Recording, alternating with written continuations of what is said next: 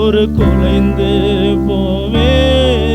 நீர் பேசாவிட்டா நான் தளர்ந்து போவே.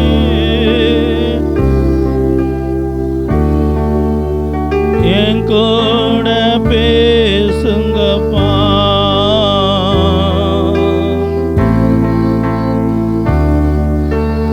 இப்போது எங்களோட பேசுங்க ஆண்டவர், முகமுகமா பேசுங்கப்பா,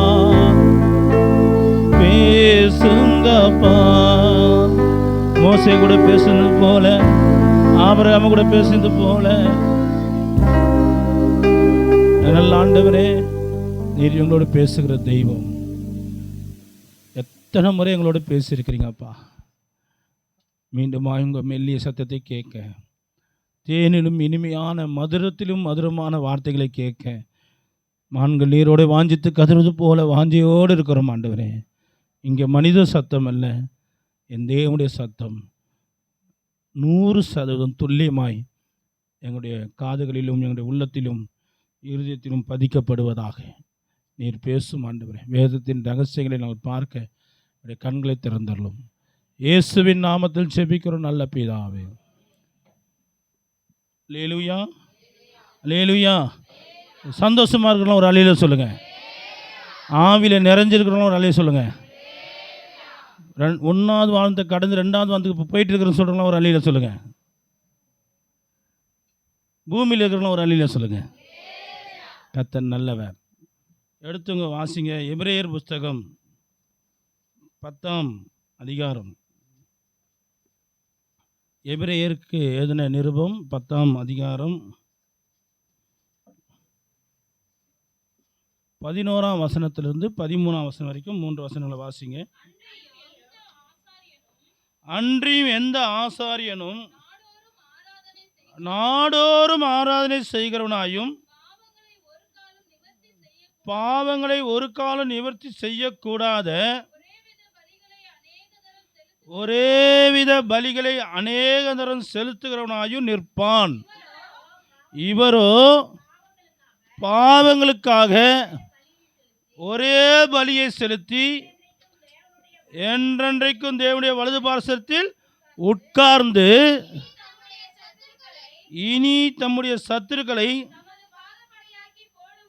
தமது பாதப்படியாக்கி போடும் வரைக்கும் காத்து கொண்டிருக்கிறார். அல்லேலூயா.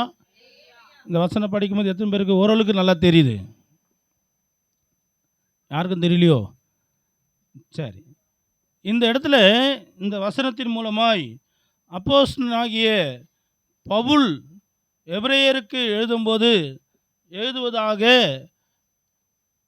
நாம் இந்த இடத்துல கவனிக்க வேண்டிய காரியம், ஆண்டவராகிய இயேசு கிறிஸ்து பிரதான ஆசாரியராக ஒரே தரம் பலியை செலுத்தி தேவனுடைய வலது பாசத்திலே வீற்றிருக்கிறார். இனி இந்த பலி செலுத்துறதுக்கு பிறகு இனி தம்முடைய சத்துருக்களை தமது பாதபடி ஆக்கி போடும் வரைக்கும் காத்து கொண்டிருக்கிறார். ஆண்டவராய் இயேசு கிறிஸ்து தேவனுடைய சித்தத்தை பரிபூர்ணமாக செய்து முடித்து சத்துருவை பாதத்துக்கு கீழாக்கி போடுகிற ஒரு காரியத்துக்காக என்ன பண்ணுறாரா? காத்து கொண்டிருக்கிறதாக இந்த வசனம் சொல்லுகிறது. அல்லேலூயா. இந்த வசனத்தை நம்ம நல்லா கொஞ்சம் கூர்ந்து கவனித்தாதான் இன்றைக்கி நம்முடைய செய்தியை நம்ம என்ன பண்ண முடியும், நல்லா புரிஞ்சு கொள்ள முடியும். நீங்கள் கொஞ்சம் கேர்லெஸ்ஸாக இருந்தாலோ இல்லை கவனத்தை வேறு பக்கம் விட்டுட்டாலோ உங்களால் செய்தி என்ன பண்ண முடியாது, புரிந்து கொள்ள முடியாது. இன்றைக்கு சத்துருக்களை பாதப்படி ஆக்கி போடுகிற வரைக்கும் காத்து கொண்டிருக்கிறார் ஆண்டவராகிய இயேசு கிறிஸ்து என்ற தலைப்பில் நாம் இன்னைக்கு தியானிக்க இருக்கிறோம். இயேசுவானவர் சிலுவிலே சாத்தான் என்ன பண்ணிட்டாரு? அவன் தலையை நசுக்கிட்டார். இது தீர்க்க தரிசனம். அவர் உன் தலையை நசுக்குவார். ஆதியாகமத்தில் ஏவாள் இடத்துல சொல்லப்பட்ட ஒரு தீர்க்க தரிசனம். அவர் உன் தலையை நசுக்குவார், நீ அவருடைய குதிங்காலை போட்டிருக்கலாம் இல்லையா? இந்த தீர்க்க தரிசனம் இயேசு கிறிஸ்துடைய நாட்களிலே சிலுவையிலே ஆண்டவர் பிசாசின் தலையை என்ன பண்ணிட்டாருங்க? நசுக்கி விட்டார். அப்போ சத்துருவாக இருக்கக்கூடிய, சாத்தானாக இருக்கக்கூடிய, பிசாசாக இருக்கக்கூடிய இந்த காரியத்தை, சத்துருவை ஆண்டவர் நசுக்கி போட்ட பிறகு திருப்பி நசுக்க வேண்டிய அவசியம் இல்லை. ஆனால் இந்த வசனம் என்ன சொல்லுது? இவரோ பாவங்களுக்காக ஒரே பலியை செலுத்தி என்றென்னைக்கும் தேவனுடைய வலது பாசத்தில் உட்கார்ந்து வேலையை கச்சிதமாக முடிச்சிட்டாரு. ஆனால் அடுத்த வசனம், இனி தம்முடைய சத்துருக்களை தமது பாதபடி ஆக்கி போடும் வரைக்கும். அப்போ என்ன சொல்ல வராரு? முடிச்சிட்டாரா, முடிக்கலையா? சத்துருவை நசுக்கிட்டாரா, நசுக்கலையா? அப்போ இங்கே என்ன சொல்கிறாரு? சத்துருடைய காரியங்களை நசுக்கி பாதபடி ஆக்கி போடு வரைக்கும் காத்து கொண்டிருக்கிறான்னு சொல்லப்பட்டிருக்கு. சங்கீதம் 110:1 படிங்க.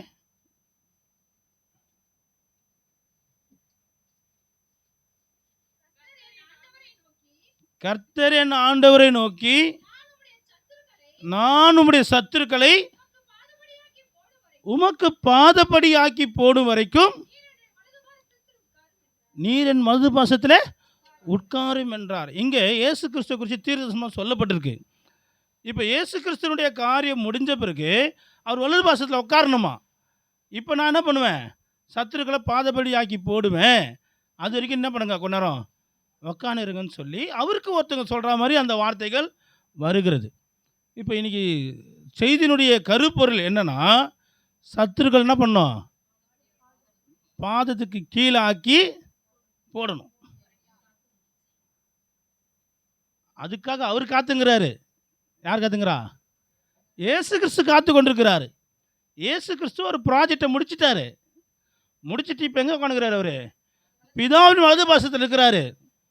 இப்போ அடுத்தது பாதத்துக்கு கீழாக்கி போட வேண்டிய ஒரு பெரிய ப்ராஜெக்டு இருக்குது. அது வரைக்கும் அவர் காத்துட்டு இருக்கிறாரு. அப்படி தான் இந்த வசனம் சொல்லுது. புரியுதா? இந்த வசனம் அப்படி என்ன சொல்லுது? இந்த எபிரேயர் 10:13 இனி இயேசு கிறிஸ்து பிதாவின் வலது பாசத்தில் உட்கார்ந்த பிறகு இனி தம்முடைய சத்துருக்களை தமது பாதப்படி ஆக்கி போடும் வரைக்கும் காத்து கொண்டிருக்கிறார். அவர் வெயிட் பண்ணுறாரு. இப்போ யார் பாதப்படி ஆக்கி போடணும்? நம்ம போடணும். நம்முடைய குருநாதர், நம்முடைய அருள்நாதர், நம்முடைய தேவன், நம்முடைய தகப்பன், அவர் சத்துரு என்ன பண்ணிட்டாருங்க? சிலுவையில் நசுக்கி போட்டார். அவர் வெற்றி சிறந்து பிதாவின் வலது பாசத்தில் வீட்டிருக்கிறாரு. இப்போ அவர் விட்டு சென்ற அந்த பணியை தொடர்ந்து செய்து சத்துருக்களை பாதபடி ஆக்கி போடும் வரைக்கும் அவர் காத்து கொண்டிருக்கிறார். இப்போ இந்த வேலை யார் செய்யணும்? செய்யலாமா, செய்யணுவா? செய்யணுமா, செய்யக்கூடாதா? செஞ்சு தான் ஏந்திரலாம். எல்லாம் ஏந்திருங்க. பாதத்துக்கே போட்டலாமா, போடலாமா வேணவா? எழுந்துருங்கப்பா. உங்களுக்கெல்லாம் சத்துருவே இல்லையோ? உங்களுக்கு சத்துருலாம் இருக்கிறவங்க மட்டும் ஏந்துங்க. பக்கத்தில் இருக்கிறவங்கள சத்துருன்னு நினச்சிடாதீங்க. அவங்களாம் அவங்களுடைய சகோதர சகோதரிகள், ஒரு தாய் பிள்ளைகள். இப்போ நமக்கு விரோதமாக சத்துரு இருக்கிறாங்களா இல்லையா? இருக்கிறாங்க, நிறைய இருக்குது. இப்போ இதெல்லாம் என்ன பண்ணணும் நம்ம? அது சம்மந்தமாக எதாவது பாட்டுக்குதாப்பா? பாதபடி ஆக்கி போகிற அளவுக்கு பாட்டுக்குதா? காலையில் வச்சு மிச்சிடலாமா? இப்போ உங்கள் சத்துரு நீங்கள் மனசில் வச்சுங்க. அந்த சத்துரு எதுவோ யாரோ அதை நினச்சி அப்படியே உங்கள் காலு கீழே கொண்டு வந்துடுங்க. நிறைய பேர் சத்துரு எங்கே வச்சுக்கிறாங்க? நெஞ்சில் வச்சுக்கிறாங்க. நான் மறக்கவே மாட்டேன். என் சத்துரு சாகிற வரைக்கும் மறக்க மாட்டேன். என்ன அப்படியா பண்ணாங்க? எப்படி பண்ணாங்க தெரியுமா? மறக்க முடியுமா? பாட்டு இருக்குது, பாட்டு அந்த பாட்டை. உங்கள் சத்துருவை சாத்தான் என்று சொல்லக்கூடிய, பழைய வலு சர்பம் என்று சொல்லக்கூடிய, பிசாசுன்னு சொல்லக்கூடிய, வானம் இருக்கிற அந்தகார ஆவிகளாகிய எல்லா சத்துருக்கள் என்ன பண்ணுங்க? நெஞ்சில் வச்சு தாங்குங்க. எங்கே வைக்கணும்? பாதத்துக்கு கீழே கொண்டு போகணும். கீழே போட்டு ஒரே மிதிச்சிருங்க. அவன் கீழே போயிடுவான் பாதாளத்துக்கு. அப்படியே காலத்துக்கு ஒரு மிதிக்கலாமா? பக்கத்தில் மிதிச்சிடாதீங்க. நீங்கள் இப்படி மிதிச்சுன்னா அவன் காலில் ஏறி மேலே வந்துடுவான். ஒரே மாரி. அதோடு அவன் வரக்கூடாது. இயேசு கிறிஸ்து கம்மியாக தான் மிதிச்சாரு. இதெல்லாம் எப்படி என்ன மிதித்து போகிற அவன் கவலை பண்ணும். அல்லேலூயா, அல்லேலூயா. ஒன்று கூடி ஒன்று சேர்ந்து நாம் துதிப்போம், சாத்தானை மிதிப்போம், தேசத்தை ஓ ஹல்லேலூயா மிதிப்போம், தேசத்தை சுதந்தரிப்போம். ஒன்று சேர்ந்து நாம் துதிப்போம், சாத்தானை மிதிப்போம், தேசத்தை சுதந்தரிப்போம். ஒன்று சேர்ந்து நாம் துதிப்போம், தேசத்தை சுதந்தரிப்போம். நம் இயேசு ஆமென் ஒருபோதும். உங்க காலு கீழே சாத்தாங்கிறான்னு நினைச்சீங்க, ஒரே மிதி மிதிங்க, போட்டு மிதிங்க, நசுக்குங்க அவனை. நீங்க மிதிக்கலன்னா அவங்கள மிதிச்சு போட்டுருவான், பாத்துங்க. சேர்ந்து நான் துதிப்போம், யான் கீழே அவன் ரொம்ப கஷ்டப்படுறான், உங்க கீழே தேசத்தை சுதந்தரிப்போம். அதிசயமானவர் ஆறுதல் தருகிறார், அதிசயமானவர் ஆறுதல் தருகிறார். சர்வ வல்லவர், சர்வ வல்லவர் சமாதானம் தருகிறார், உனக்கு சமாதானம் தருகிறார். ஒன்று சேர்ந்து நாம் மிதிப்போம், தேசத்தை சுதந்தரிப்போம். இதோடு நம்ம பக்கம் தலைவை கூட சேர்ந்து நாம் ஹல்லேலூயா சாத்தானை மிதிப்போம், தேசத்தை சுதந்தரிப்போம். ஹல்லேலூயா. சாத்தான் தொலைஞ்சான்னு சொல்றவங்களா, சத்துரு பாதத்துல போட்டு மிதிச்சுட்டான்னு சொல்றவங்களா, இனி சத்துரு என்கிட்ட வாலாட்ட முடியாது. கர்த்தருக்கு மகிமை உண்டாகட்டும். அமர்ந்து கொள்ளுங்க. ஹல்லேலூயா. எத்தனை பேர் சாத்தனை போட்டு மிதிச்சிட்டீங்க?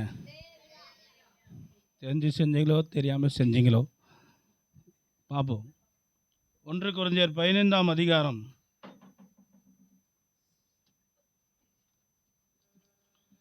20ஆம் வருஷத்துலேருந்து 28ஆம் வருஷம் வரைக்கும் வாசிங்க. 1 கொரிந்தியர் 15ஆம் அதிகாரம் 20லேருந்து 28 வரைக்கும் வாசிங்க.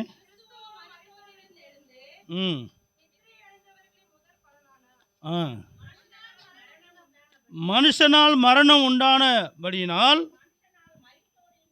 மனுஷனால் மரித்தோரின் உயிர்த்தெழுதலும் உண்டாயிற்று. ஆதாமுக்குள் எல்லாரும் மரிக்கிறது போல கிறிஸ்துவுக்குள் எல்லாரும் உயிர்ப்பிக்கப்படுவார்கள். அவனவன் தன் வரிசையிலே உயிர்ப்பிக்கப்படுவான். முதற் பலனானவர் கிறிஸ்து, பின்பு அவர் வருகையில் அவருடையவர்கள் உயிர்ப்பிக்கப்படுவார்கள். அதன் பின்பு முடிவு உண்டாகும். அப்பொழுது அவர், நல்லா கவனிங்க, சகல துரைத்தனங்களையும் சகல அதிகாரத்தையும் வல்லமையும் பரிகரித்து தேவனும் பிதாவுமாய் இருக்கிறவருக்கு ராஜ்யத்தை ஒப்பு கொடுப்பார். எல்லா சத்துருக்களையும், சத்துரு ரொம்ப சந்தோஷப்படுவான், எல்லா சத்துருக்களையும் தமது பாதத்திற்கு கீழாக்கி போடும் வரைக்கும் அவர் ஆளுகை செய்ய வேண்டியது. அல்லேலூயா, அல்லேலூயா. இப்போ படிங்க.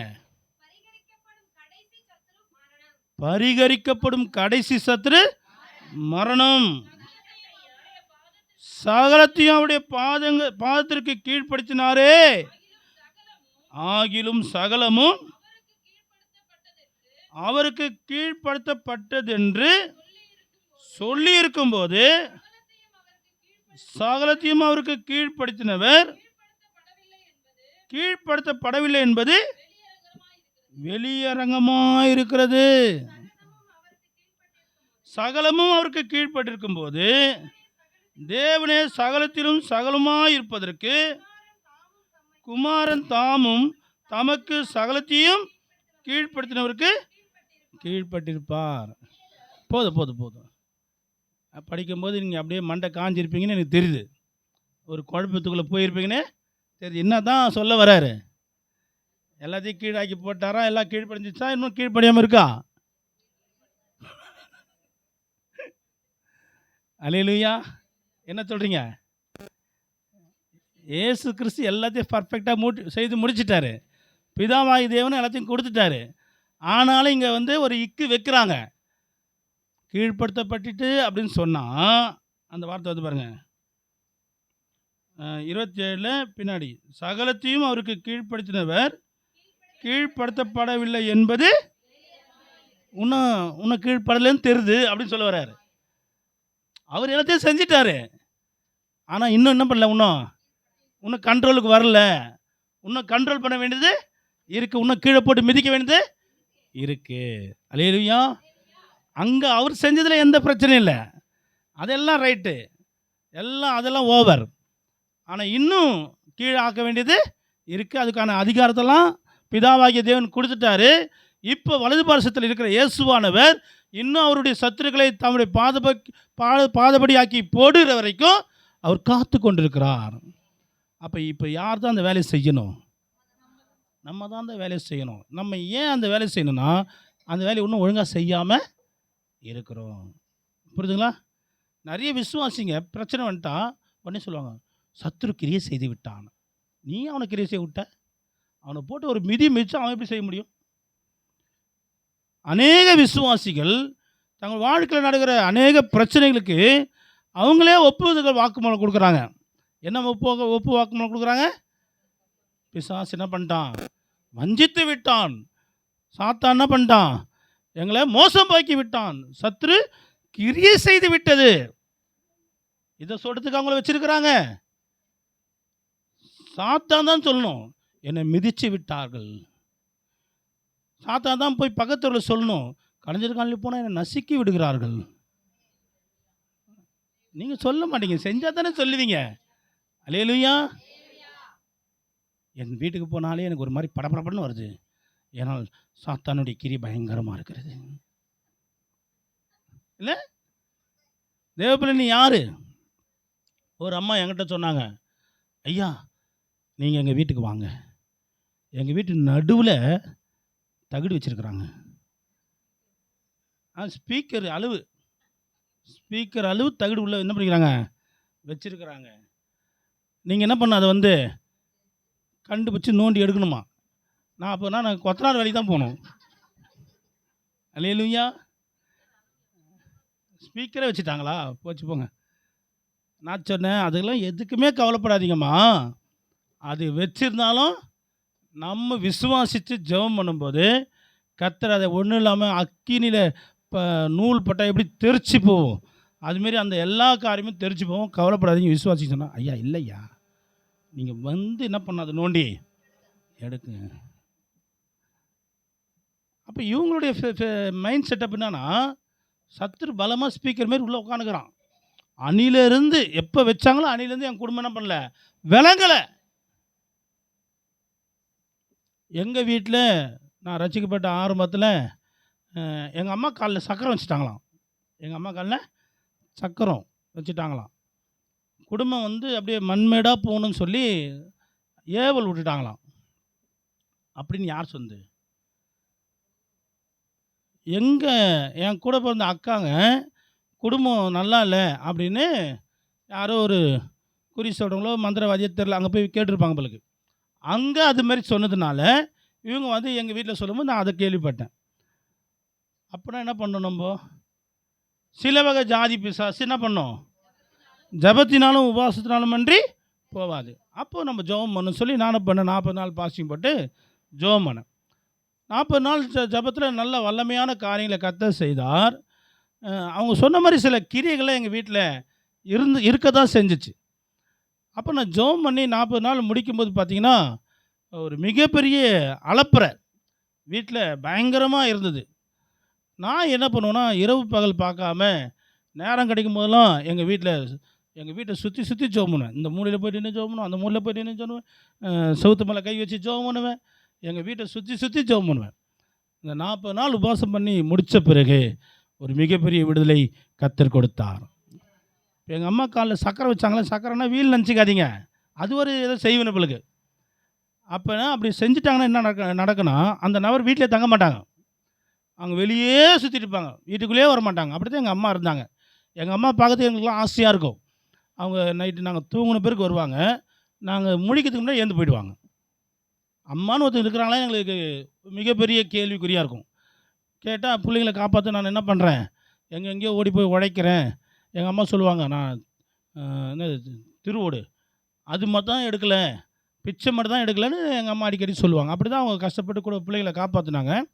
ஆனால் அது கூடாக குடும்பம் வந்து மிகவும் தாய் ஒரு தேசம், தகப்பு ஒரு தேசம், பிள்ளைங்க ஒரு தேசம்னு சொல்லி சின்னாபின்னமாக பிரிஞ்சு கிடக்கக்கூடிய ஒரு சூழ்நிலை இருந்துச்சு.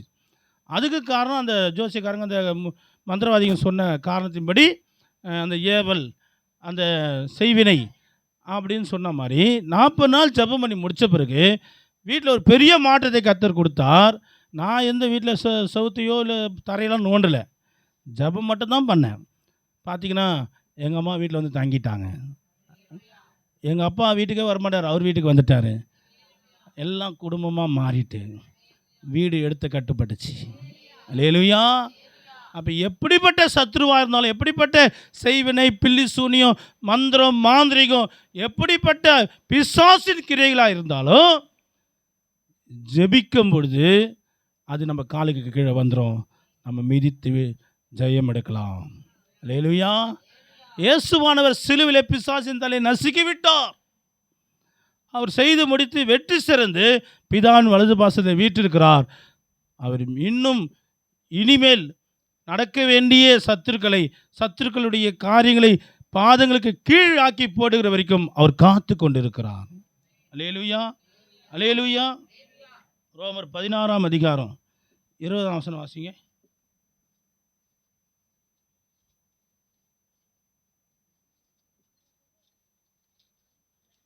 ரோமர் 16:20 படிங்க. சமாதானத்தின் தேவன்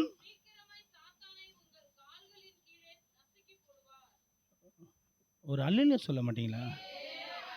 வசனம் படிக்கும்போது நீங்கள் அதை உள் வாங்கினீங்கன்னா உங்களால் இப்படி அமைதியாக இருக்க முடியாது. திரும்ப படிங்க சிஸ்டர். யாரு? நிறைய பேர் வீட்டில் சமாதானம் இல்லை, நிறைய பேர் வாழ்க்கையில் சமாதானத்துக்கு என்ன வழினே தெரியாமல் இருக்கிறாங்க. இங்கே கர்த்தர் சொல்லுகிறார், சமாதானத்தின் தேவன் எப்போ எப்போ எப்போ அடுத்த வருஷம் இல்லை, அடுத்த வருஷம்லாம் கிடையாது, சீக்கிரமாய் சாத்தான்னா சமாதானத்தை சீரழிக்கக்கூடிய, சமாதானத்திற்கு கேள்வியாக்கக்கூடிய சாத்தானை என்ன பண்ண போறாரு? யார் காலு கீழே? யார் காலு கீழே? அல்லேலூயா, அல்லேலூயா. சமாதானத்தின் தேவன் சீக்கிரமாய் சாத்தானை உங்கள் கால்களின் கீழே. இந்த வசனத்தை நல்லா கூர்ந்து கவனிச்சிங்கன்னா ஒரு ரகசியம் இருக்குது. இப்போ யார் கால் கீழே?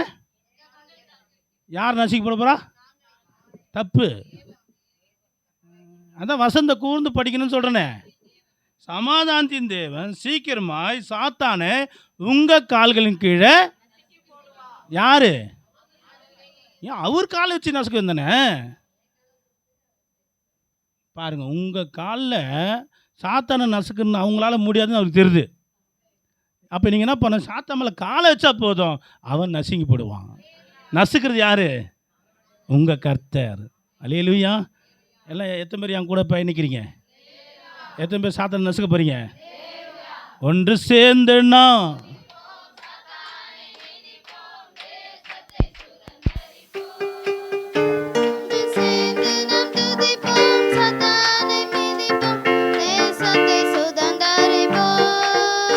ஒன்று சேர்ந்து நாம் துதிப்போம், சாத்தானை மிதிப்போம், தேசத்தை சுதந்தரிப்போம்.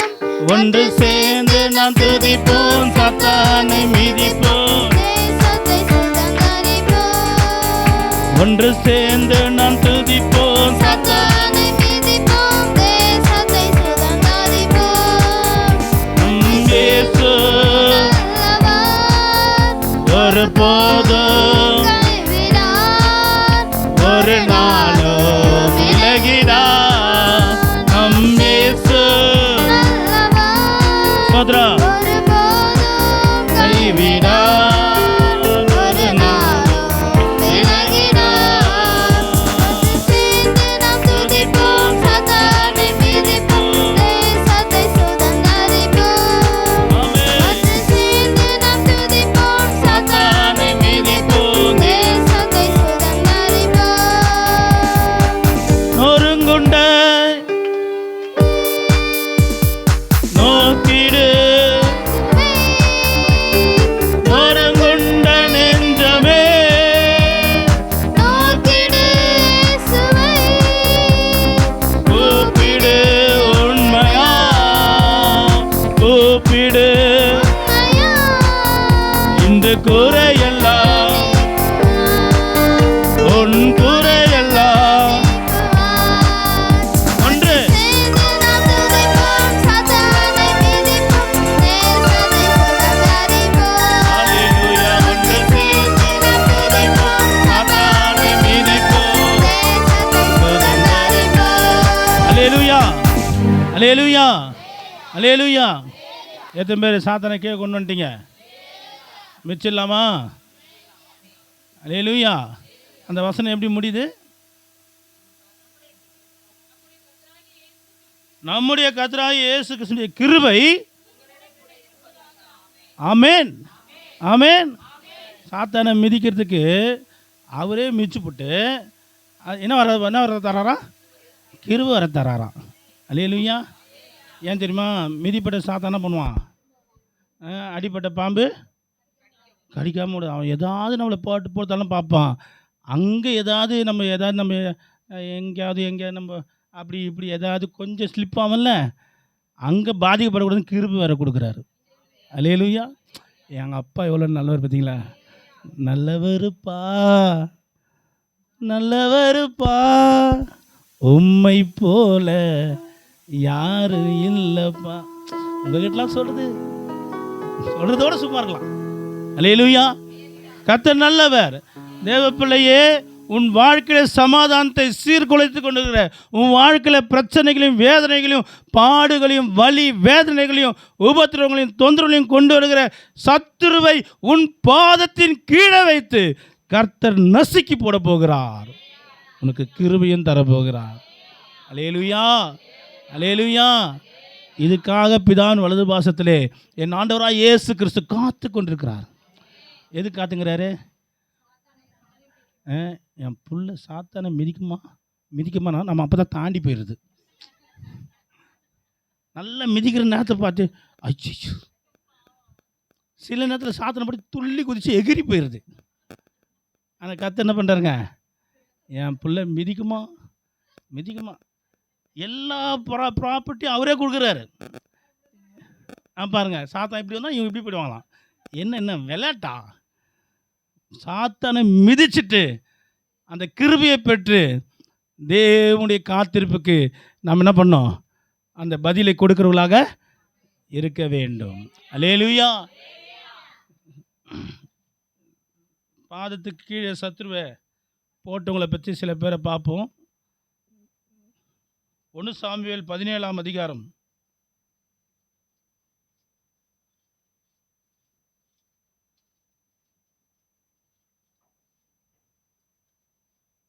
ஒன்று சாமுவேல் 17ஆம் அதிகாரம் 49ஆம் வசனம் படிங்க. தன் கையை அடைப்பத்திலே போட்டு ஒரு கல்லை எடுத்து கவனிலே வச்சு சுழற்றி பெலிஸ்தருடைய நெற்றியிலே படை எறிந்தான். அந்த கல் அவன் நெற்றியில் பதிந்து போனதினால் அவன் தரையிலே முகங்குப்புற விழுந்தான். 50 இவ்விதமாக ஒரு கவனினாலும் ஒரு கல்லினாலும் பெலிஸ்தனை மேற்கொண்டு அவனை மடங்கடித்து அவனை கொன்று போட்டான். தாவீதின் கையில் பட்டயம் இல்லாதிருந்தது. 51 ஆகையால் தாவீது பெலிஸ்தன் அண்டையில் ஓடி அவன் மேல் நின்று அவன் பட்டயத்தை எடுத்து அதை அதன் உரையிலிருந்து உருவி அவனை கொன்று அதனால அவன் தலையை வெட்டி போட்டான். அப்பொழுது தங்கள் வீரன் செத்துப்போனான் என்று பெலிஸ்தர் கண்டு ஓடி போனார்கள். அல்லேலூயா. தாவீது நம்மோட சிறப்பான ஆளா இல்லை நம்மளோட ரொம்ப சீப்பான ஆளா? உண்மை தானே? எதில் சிறப்போ இல்லையோ தன்னுடைய சத்துருவை தன் பாதத்துக்கு கீழே கொண்டு வந்து ரொம்ப கவனமாக இருந்திருக்கிறான். அல்லேலூயா. தாவீதுக்கும் அவனுடைய சத்துருக்கும் வச்சு ஒப்பிட்டு பார்த்தா ஏணி வச்சா எட்டுமா? எட்டாது. அந்தளவுக்கு தாவீது பெரிய ஆள். ஆமீனா?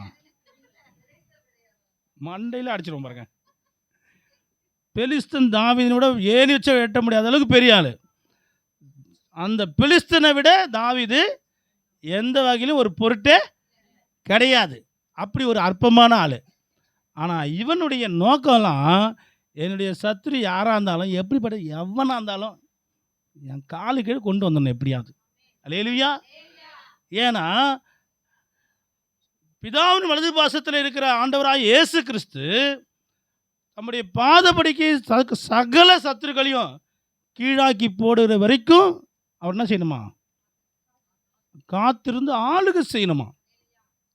அதுக்காகத்தான் அவர் காத்திருக்கிறார்.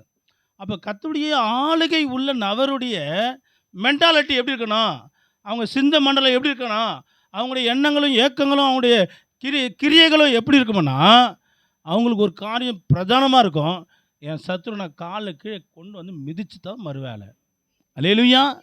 உங்கள் சத்துருவை நீங்கள் உங்கள் காலுக்கு கீழே கொண்டு வந்து ஒரே மிதிச்சா கர்த்தர் அவனை நசுக்கி போட்டுருவார். அல்லேலூயா.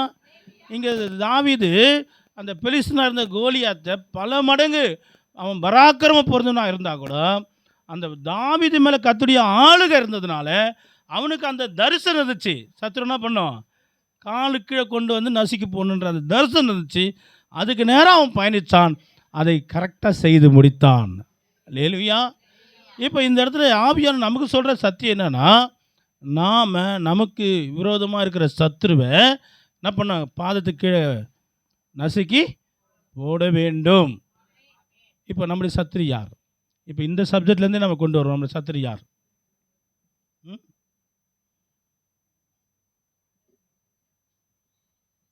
இப்போ தாவீதுடைய சத்துரு யார்? கோலியாத்து. அதானே? கோலியாத்து தாவீதுக்கு எப்படி சத்துருவாக இருந்தான்? 4ஆம் வசனம் படிங்க. 17 4ஆம் வசனம்.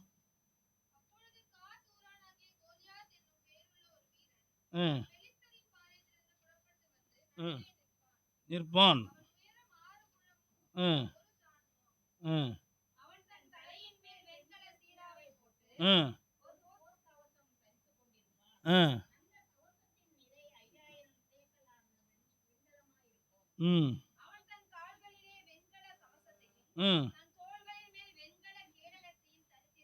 7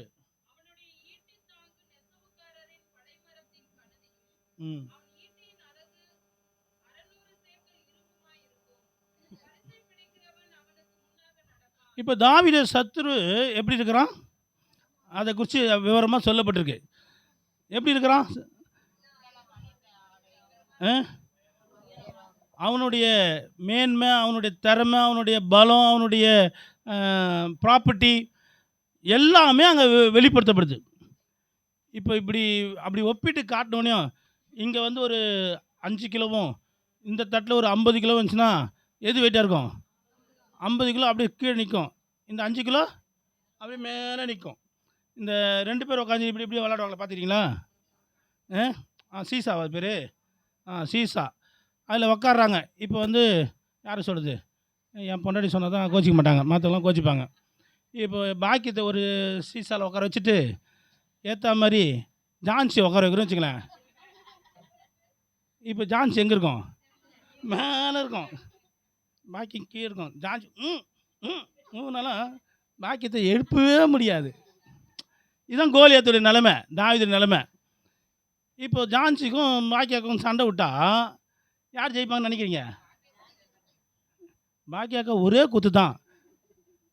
மடமட மட மட மட மட மடன்னு எலும்பெல்லாம் அப்படி முறிஞ்சு இல்லை, இப்படி தான் இப்போ தாவீது இருக்கிறாரு. இப்போ கோலியாத்துடைய தோற்றமும் கம்பீரமும் அவன் வீரமும் அவன் போட்டுங்கிற காரியமும் அவனுக்கு சப்போர்ட்டுக்கு இருக்கிற ஆளும் பார்த்தா தாவீது இருப்பார், ஜான் சாக்கா மாரி இருப்பார் இல்லை. இப்போ தாவீது கோலியாத்துக்கு என்ன இருக்கும், ஜான்சி தானே வாயன் ஒரே குத்து தான், ஃபஸ்ட்டு பால்லே க்ளீன் போல்டு ஜான் சாக்கா, இப்படி தான் இருக்கும். இப்போது ஜான் சாக்காவுடைய சத்துருடைய காரியம் என்ன தான், தோற்றத்திலே நடுங்கி செத்துற வேண்டாம். நம்ம இப்போ சிங்கம் வருது, எதிரில் முயல் வருது, இப்போ ரெண்டு பேருக்கும் சண்டை போட்டி விட்றோம். இப்போ சிங்கம் வந்து அப்படி ஒரு கர்ஜிச்சுன்னு வச்சிங்களேன், முயல் என்ன பண்ணோம், அப்படி மயக்கம் போட்டு கீழே வந்துடும், முந்திச்சு கதை அதானே. இப்போது முயலுடைய சத்துரு சிங்கம், கோலியாத்துடைய தாவீதுடைய சத்துரு கோலியாத்து, ஜான்சியுடைய சத்துரு பாக்கியாக்கா. எப்படி பார்த்தாலும் ஜெயிக்கிறதுக்கு வாய்ப்பே இல்லை. போட்டி ஸ்டார்ட் பண்ணுறது முடியாது அவுட் ஆகிடுவாங்க டமார்னு இல்லை. அப்போ தோற்றத்தில் பார்வையிலேயே உன் சத்துருவை நீ என்ன பண்ண முடியாது, ஒன்றுமே பண்ண முடியாது. உன் சத்துருக்கு முன்னாடி நீ விழுந்து போகணும், அதான் உன் நிலைமை. இன்றைக்கி நிறைய பேருடைய வாழ்க்கையில் சத்துரை பற்றி பேசும்போது இவங்க வந்துடுவாங்க, சத்துரை பற்றி பேசும்போதே ஊந்துருவாங்க. ஏன்னா அவங்கள சுற்றி சத்துருடைய கோட்டை அவ்வளோ பெருசாக இருக்குது, சத்துருடைய வீரியம் அவ்வளோ பெருசாக இருக்குது, சத்துருடைய கிரியைகள் அவ்வளோ பெருசாக இருக்குது, எதுவுமே பண்ண முடியாதபடி நில குலைஞ்சு நிற்கிறாங்க.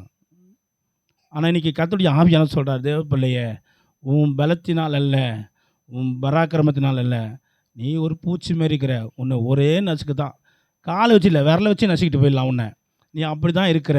ஆனால் ஆவியானவர் சொல்கிறார், உனக்கு எதிராய் கொக்கரிக்கிற, உனக்கு எதிராய் உன் பலத்துக்கு மிஞ்சி உன்னால் ஒன்றும் பண்ண முடியாது என்று சொல்லி நீ கலங்கி கொண்டிருக்கிற உன் சத்துருவும் பாதப்படிக்கு கீழே கொண்டு வந்து உன் பாதத்தினாலே நான் நசுக்கி போடுவேன் என்று கர்த்தர் சொல்லுகிறான். எத்தனை பேருக்கு புரியுது? இன்னும் எத்தனை காலம் பாடுகள் நாதா, அந்த பாட்டு காயில் வரும்போது எத்தனை பேர் அழுதாங்கன்னு எனக்கு தெரியாது. தேவப்பிள்ளையை நீ அழுவதுக்கு காரணமாக இருக்கிற உன் சத்துருவை இன்றைக்கு கர்த்தர் உன் பாதத்துக்கு கீழே கொண்டு நசுக்கி போடுகிறார். அல்லேலூயா. உன் பிரச்சனைகள் உனக்கு உன்னால் ஒப்பிட்டு பார்க்கும்போது உன்னால் எல்லளவு கூட சமாளிக்க முடியாத பிரச்சனைகளாக இருந்தாலும் என் தேவன் அதை உன் பாதத்துக்கு கீழே கொண்டு வந்து நசுக்கி போடுவார். அல்லேலூயா. நான் சொல்கிறது ரைட்டா? அப்படி தானே தாவீதுக்கும் கோலியாத்துக்கு இருந்துச்சு. தோற்றத்தை இங்கே விவரித்து பரிசுத்த ஆவியானவர் கோலியாத்தை பற்றி எழுதியிருக்கிறார். ஆனால் அது எப்படிப்பட்ட தோற்றமாக இருந்தாலும் அது தாவீது கால் கீழே தான். அல்லேலூயா. இங்கே எத்தனை தாவீது இருக்கிறீங்க? காலுக்கு வந்துட்டானா கோலியாத்து? நசுக்கிட்டீங்களா? நீங்கள் நசுக்கி போட வரைக்கும் கர்த்தர் காத்து கொண்டிருக்கிறார். அல்லேலூயா. உன் அருள்நாதர் இயேசு கிறிஸ்து என் மகன் என் மகள் என்னைப் போலவே சத்ருவை பாதத்துக்கு கீழே கொண்டு வந்து நசுக்கி போட வரைக்கும் நான் காத்து கொண்டிருக்கிறேன் என்று சொல்லுகிறார். அல்லேலூயா. சத்ரு ஒன்றுமே செய்ய முடியாது. வெள்ளம் போல சாத்தான் வந்தாலும், ரொம்ப லேட்டு, வெள்ளம் போல சாத்தான் வந்தாலோ ஆவிதாமே கோடி பிடிப்பா, அஞ்சாதே என் மகனே, நீ அஞ்சாதே என் மகனே, அஞ்சாதே என் மகனே. வெட்டி கொடி பிடிப்போமா? வெட்டி கொடி பிடித்திடுவோ, நாம் வீரன நடந்திடுவோ. தோல்வியா இருக்கிற எல்லாமே கர்த்தர் வெற்றியாய் மாற்றுகிறார். ஆமென். வீரனை நடந்திடுவோ. அல்லேலூயா. அல்லேலூயா. இப்போ 8ஆம் வசனம் வாசிங்க. அவன் சத்ரு வந்து நின்று சத்தமிட்டு, என்ன, நான் பெலிஸ்தன் அல்லவா, நீங்கள் சவுலின் சேவர் அல்லவா, உங்களில் ஒருவனை தெரிந்து கொள்ளுங்கள். அவன் என்னிடத்தில் வரட்டும். வா ஒண்டி கொண்டு நின்று பார்ப்போம். பார்க்கலாமா? வந்து சவால் விடுகிறான். நீ கடன் வாங்கினல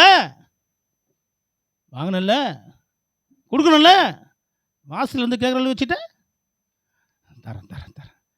என்ன தரேன்? எத்தனை மணிக்கு தரேன்? உன் வாசல்ல வந்து சத்தம் போடுகிற உன் சத்துரு உன் பாதத்துக்கு கீழே வருகிறது. போட்டு நசுக்கி போட்டுரு. அல்லேலூயா. உன்னுக்கிட்ட வந்து சத்துரு என்ன பண்ணக்கூடாதுங்க?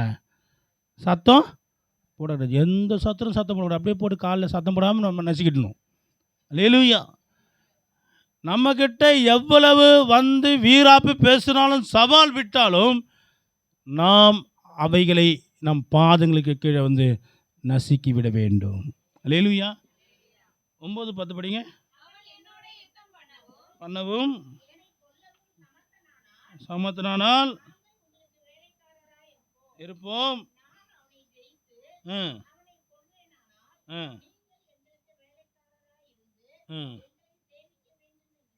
ம் ம் நிந்தித்தேன்.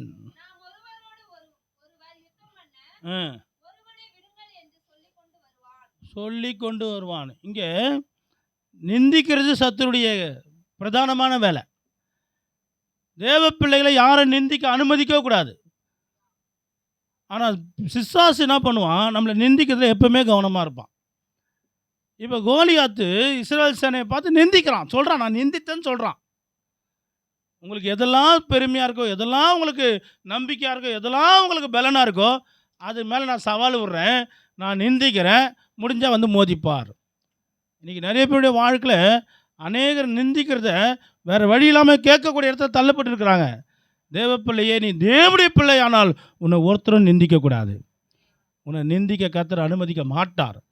உன்னை நிந்திக்கும் போது நீ அந்த சத்துருவின் பாதத்தில் வச்சு நசுக்கி போட வேண்டியது உன்னுடைய வேலை. அல்லேலூயா, அல்லேலூயா. அன்பான தேவ ஜனமே, இன்றைக்கு கோலியாத் தாவீதை பார்த்து என்ன பண்ணுறான்? முதலாவது தோற்றத்தையும் மதிப்பையும் காட்டி ஒப்பிட்டு கலங்கடிக்கிறான். அடுத்தது அவனுடைய காரியங்களில் கோலியாத் என்ன பண்ணுறான்? சவால் விடுறான். அடுத்தது நிந்திக்கிறான். இதெல்லாம் வருஷம் கட்டி செய்கிறான் அவன். 11ஆம் வசனம் வாசிங்க. சவுலும் இஸ்ரவேல் அனைவரும் அந்த கோலியாத்துடைய பெலிஸ்தருடைய வார்த்தையை கேட்டு கலங்கி, சவுலும் இஸ்ரவேலரும் யாரு? சவுலும் இஸ்ரவேலரும் யாரு? தேவனுடைய பிள்ளைகள். ஆனால் ஒரு சத்துருடைய வார்த்தையை கேட்டு என்ன பண்ணுறாங்க? கலங்குறாங்க, பயப்படுறாங்க, நடுங்குறாங்க. இன்றைக்கி நிறைய தேவ பிள்ளைங்க கலங்கி கொண்டிருக்கிறாங்க. நிறைய தேவ பிள்ளைங்க பயந்து கொண்டிருக்கிறாங்க. நிறைய தேவ பிள்ளைங்க அவங்க என்ன செய்துன்னு தெரியாமல் தடுமாறி தவிச்சிட்டு இருக்கிறாங்க. உங்களை கலங்க வைக்கக்கூடிய சத்துருவை, உங்களை தடுமாற வைக்கிற சத்துருவை, உங்களை பயமுறுத்துகிற சத்துருவை உங்கள் பாதத்துக்கு கீழே கொண்டு வந்து உங்கள் பாதத்தினாலே நசுக்கி போல தேவன் சித்தம் கொண்டிருக்கிறார். எது மாதிரி விசுவாசிக்கிறீங்க? கர்த்தருக்கு மகிமை உண்டாகட்டும். இதற்காகவே இயேசு கிறிஸ்து காத்து கொண்டிருக்கிறார். இது வரைக்கும் நம்ம இதை செஞ்சோமோ செய்யலையோ, ஆனால் இன்னைக்கு நீங்கள் செய்யணும். ஆண்டவரே, நான் கலங்கி கொண்டிருக்கிற காரியம் இன்றைக்கு நான் என்னால் மிதிக்கப்படுவதாக. நான் பயப்படுகிற காரியம் என் பாதத்துக்கு கீழே வந்து நசுக்கி போடப்படுவதாக. இதை நம்ம கண்டிப்பாக சொல்லணும். இதை கண்டிப்பாக நம்ம விசுவாசிக்கணும். இதை கண்டிப்பாக நான் ஜெபிச்சு இதனுடைய ஆசீர்வாதத்தை அனுபவிக்கணும். அதுக்கு தான் ஆவியார் இந்த நாளில் இந்த வார்த்தையை கொடுத்து கொண்டிருக்கிறார். அல்லேலூயா. இதை யார் கரெக்டாக செஞ்சா? தாவீது கரெக்டாக செஞ்சான். தாவீது கரெக்டாக செஞ்சதுக்கு காரணம் காத்து கொண்டிருக்கிற ஆளுகை அவன் மேலே இருந்தது. பிதாவின் வலது பாசத்தில் காத்திருக்கிற இயேசு கிறிஸ்துனுடைய ஆளுகை தாவீது மேலே இருந்தது. அவன் கரெக்டாக அதை செஞ்சான். அல்லேலூயா. இப்போ கோலியாத்து கீழே வந்தோடனையும் என்ன பண்ணியிருக்கணும்? எல்லா சேனைகளும் வாங்க, வீரன் விழுந்துட்டான், வெட்டுங்க சொல்லியிருக்கலாம். அவன் சொன்னானா? அவன் என்ன பண்ணான்? ஃபஸ்ட்டு வெட்டல, ஃபஸ்ட்டு ஏறி மேலே நிற்கணும். கான்செப்ட் அதான், கருப்பொருளே அதான். அதை விட்டுட்டு வேறு மற்றதெல்லாம் அப்புறம்தான். ஒரு வேளை கோலியாத்து மயக்கம் போட்டு ஊந்த மாதிரி ஊந்துந்தானு வச்சுங்களேன், நடிக்கிற மாதிரி ஊந்துந்தானு வச்சுங்களேன், இவர் குடுக்குன்னு ஓடியாந்து மேலே நின்னா என்ன இருக்கும்? அப்படியே காலை பிடிச்சி சொல்லி டப்பாரும் தரையில் அடிச்சிருப்பாங்க கோலியாத்து. தாவீதுக்கு அது அப்படியே முடிஞ்சிருக்கும் இல்லை, கரெக்டாக? இது தாவீது அதை பற்றிலாம் கவலைப்படல. என் பாதத்துக்கு கீழே இந்த கோலியாத்து வரணும், என் பாதத்துக்கு கீழே இந்த கோலியாத்து வரணும், என்னை கலங்கடிக்கிற, என்னை பயமுறுத்துகிற, என்னை நிலைக்குலை பண்ணுகிற இந்த கோலியாத்து என் காலு கீழே வரணும். விழுந்திருக்கிறான், இதான் சந்தர்ப்பம், மேலே ஏறு. ஏன் தெரியுமா? அவனுக்கு தெரியும் நான் பாதத்தை வச்சா நசுக்கிறது அவர். கோலியாத்தை என்னால் நசுக்க முடியாது. இப்போ நான் பத்துங்கிறேன், கிருபியோ இல்லை ரூபியோ எஸ்தரோ ரியோவோ இல்லை இவன் பேரடா நகுலா என் மேலே ஏறி என்னை நசுக்கிறாங்க, நான் செத்தா போயிடுவேன் இல்லை? நான் மயக்கத்தில் என் மேலே ஏறி நசுனா நான் காலை பிடிச்சி டப்புன்னு அடிச்சு விட்ருவேன் இல்லை? ஆனால் தாவீது அப்படிப்பட்ட நிலைமையில் இருந்தால் கூட தாவீதுக்கு தெரியும் நான் காலை வச்சா போதும், நசுக்கிறவர் என் கர்த்தர். அல்லேலூயா.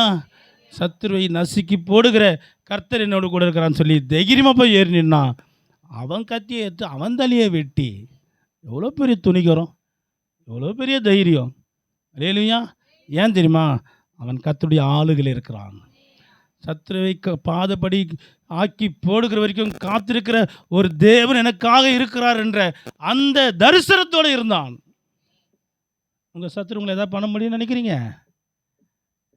பண்ணிடுவானா? உங்ககிட்ட நெருங்கத்துக்கு அவன் பயப்படணும். அல்லேலூயா. பயப்படுறானா பயப்படலையா? உங்கள் வீட்டுக்காரெல்லாம் பயப்படுறாங்களா இல்லையா? அல்லேலூயா. கர்த்தர் ஆளுகை கொடுத்திருக்கிறார். இரண்டாவது காரியம் 23 வசனம் வாசிங்க.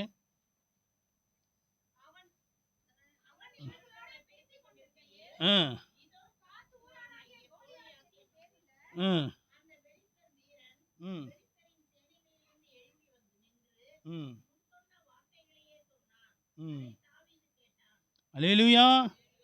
இப்போ கோலியாத்துக்கு யாரும் அவனுக்கு டஃப் கொடுக்க வரத்துக்கு பயம் இல்லை, ஆள் இல்லை, எல்லாம் பயப்படுறாங்கன்னு தெரிஞ்சு அவன் என்ன பண்ணுறான்? இதையே ஃபாலோ பண்ணிக்கிறான். திரும்ப திரும்ப சொல்லி என்ன பண்ணுறான்? எல்லாரையும் கலங்கடிச்சிட்டு இருக்கிறான். இப்போது கோலியாத்து வந்து பேசினாலே எல்லாம் என்ன பண்ணுறாங்க? பயப்படுறாங்க, எல்லாம் பின்வாங்கி போகிறாங்க. அந்த வார்த்தையை கேட்கும்போது நடுக்கிறாங்க. படிங்க அந்த வசனம் 24 படிங்க. இஸ்ரவேல் எல்லாரும் அந்த மனுஷனை காணும்போது மிகவும் பயப்பட்டு அவன் முகத்துக்கு விலகி ஓடி போவாங்க. யார் யார் ஓடி போவாங்க? 11 வசனம் வாசிங்க.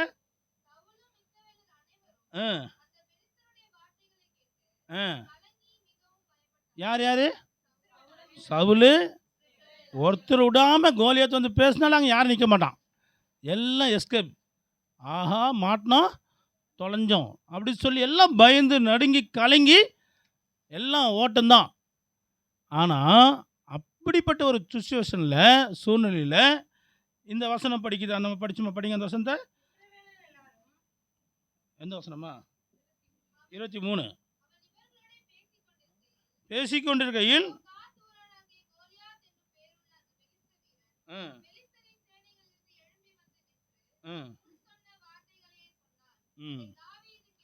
தாவீது கேட்டான், சவுலும் இஸ்ரவேலும் பயந்து ஓடி போனார்கள்.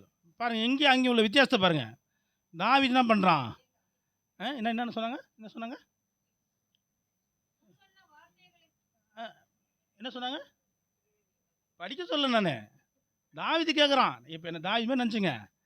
என்ன சொன்னான்?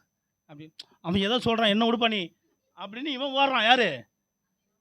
இஸ்ரவேலர்கள். புரியுதுங்களா? அப்படி என்ன சொன்னாங்க? அவன் என் காலை வருஷம் நான் பண்ணுறது, நானே கால் தான் நீட்டிங்கிறேன். இப்போ இங்கே கோலியாத்துக்கு முன்னாடி நிற்கிறதுக்கு யாருமே இல்லை, எல்லாம் பயந்து நடுங்கி என்ன பண்ணுறாங்க? ஓடுறாங்க. ஆனால் ஓடுற கூட்டத்தை பார்த்தா நமக்கு என்ன தோணும்? என்னன்னே தெரியாது, ஓடு ஃபஸ்ட்டு. அதான் வந்து மனித சைக்காலஜி இல்லை? ஓடிட்டு என்ன ஆச்சுன்னு கேட்பாங்க. நான் சும்மா தான் ஓடியாந்தியா? முன்னாடி சொல்லக்கூடாதா? உன்னகர் தான் நான் ஓடியாந்தேன். ஒரு ஓடுற கூட்டத்தை பார்த்தாலே துண்டை காணும் துணியை காணுன்னு தலை தெறிக்க ஓடுவாங்க. அதுதான் மற்றவங்களுடைய சுபாவமாக இருந்தால் கூட தாவீது அப்படி கிடையாது. தாவீது அப்படி கிடையாது. எல்லாரும் பயந்து நடுங்கி கலங்கி ஓடினாலும் தாவீது எதிர்கொண்டு வந்து ஒய் என்னது ஏன் ஏன் ஓடுறீங்க? அவன் என்ன சொன்னான்? என்ன சொன்னான்? லூசு பசங்களா, அவன் விருத்த சேதனம் இல்லாதவன் அந்த லூசு பேசுறதுன்னு கேட்டு நீங்களும் ஓடுறீங்களா லூசு பசங்களான்னு சொல்லி என்ன பண்ணுறான் அந்த தாவீது? நிற்கிறான். அல்லேலூயா. ஏன் தெரியுமா? அவனுக்கு தெரியும், என் சத்ருவை என் காலுக்கு கொண்டு வந்து நசுக்கி போடுகிற தேவன் என்னோடு கூட இருக்கிறார். அல்லேலூயா.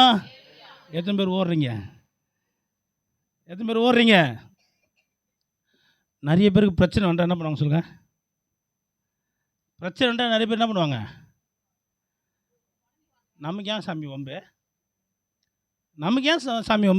நமக்கு இதுக்கு எந்த சம்மந்தம் இல்லை. யார் சம்மந்தப்பட்டுங்க? யுத்தத்தில் யுத்த வீரனாக இருக்கிறவங்க தான் சம்மந்தப்பட்டுவேன். நான் எங்கேயோ ஆடு மேய்ச்சிக்கிறேன், எனக்கு இங்கே என்ன வேலை? இதெல்லாம் தவறு. நான் இங்கே நியாயமாக என்ன பண்ணுறது? வரக்கூடாது. எங்கள் அப்பா அம்சாருன்னு வந்த குத்தம் போன நான் கிளம்புறேன். இங்கே போய் நின்று அவங்ககிட்ட மோதிக்கிட்டு அவன் உத வாங்குறது அப்படின்னு கிரேட் எஸ்கேப் தங்களை என்ன பண்ணுவாங்க? விலைக்கு காத்துக்கொள்வாங்க. நிறைய பேர் பிரச்சனையை கண்டு பிரச்சனையை எதிர்கொண்டு சந்திக்கிறவங்க கிடையாது. இப்போ நம்ம உண்டு, நம்ம வேலை உண்டு, நம்ம வீண் வம்புக்கெல்லாம் போகக்கூடாது அப்படின்னு விலைக்கு போகிறவங்க தான் உண்டு. நிறைய பேர் பிரச்சனைக்கு கூட விலைக்கு போனால் கூட ஒரு வேளை நியாயம் சொல்லலாம். ஏன்னா ஏன் உனக்கு ஊர் வம்பு, உனக்குன்னா தேவையில்ல பிரச்சனை மற்றவங்க கேட்பாங்க, அதுக்கு பதில் சொல்ல வேண்டிய கட்டாயம் இருக்கும். ஆனால் அநேகர் தான் செய்ய வேண்டிய வேலைக்கே விலகி போயிடுறாங்க. தனக்கு கொடுக்கப்பட்ட வேலையில் என்ன பண்ணுறாங்க? விலகி போயிடறாங்க. இப்போ சமீபத்தில் இப்படிப்பட்ட ஒரு நிலைமை அதிகமாகுதுன்னு நினைக்கிறேன். அது முன்னாடிலாம் அப்படி இருந்துச்சான்னு தெரியல, ஆனால் இப்போ இருக்குது. என்னென்னா, இந்த 12வது முடிச்சுட்டு காலேஜ் போய் சேர்க்குறாங்களே, சேர்த்தோடனே பிள்ளைங்க என்ன பண்ணும்? எல்கேஜியில் யூகேஜி போய் சேர்த்தா நான் ஸ்கூலுக்கு போகல, நான் வரேன் வீட்டுக்குன்னு வரேன், அது நியாயம்.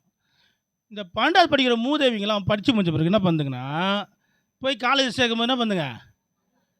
ஐயோ, நீங்கள் வேறு அழுவலாம் கிடையாது, வீரவசனம். என்னோடு கூட நாற்று எடுத்தாயும் களை பறித்தாயும்